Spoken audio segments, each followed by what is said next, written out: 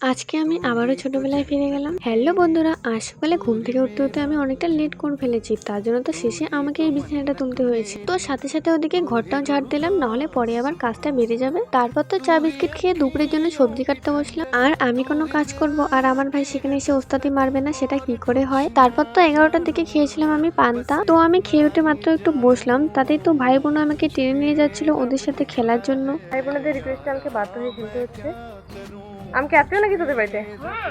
জানি না আমার সাথে খেলে ওরা কি মজা পাবে। আসলে ওদের রিকোয়েস্ট না করতে পারলাম না, কারণ আমাকে সবসময় বলে, কিন্তু আমি বলি যে না না খেলবো না। তারপর তো আমি নাকি ওদের আত্মীয়, কেউ বাজার করে আনছে, কেউ রান্না করছে, মানে কি বলবো আর, এলাহি আয়োজন। তো ওই মুহূর্তে ওদের সাথে মেতে উঠে আমারই মনে পড়ে গেল আমার ছোটবেলার দিনগুলির কথা। তবে সত্যি খুব ফিরে পেতে ইচ্ছে করে হারানো সেই দিনগুলি। ছোটবেলায় বেসরকারি স্কুলে পড়তাম আর স্কুল ছুটি থাকতো আমাদের 2 দিন, আর ওই 2 দিনই আমাদের রান্নাবাটি খেলা হতো। তারপর তো দুপুরের দিকে আমার লাগানো এই পেয়ারা গাছটা একটা বড় সাইজের পেয়ারা দেখতে পাই। মানে গাছে এখন সবগুলোই ছোট ছোট পেয়ারা, তার সাথে একটাই বড় পেয়ারা হয়েছে। তো ওইটাই কেটে মা ভাইকে দিলাম, সাথে আমার ক্যামেরাম্যানকে দিয়ে আমিও খেলাম।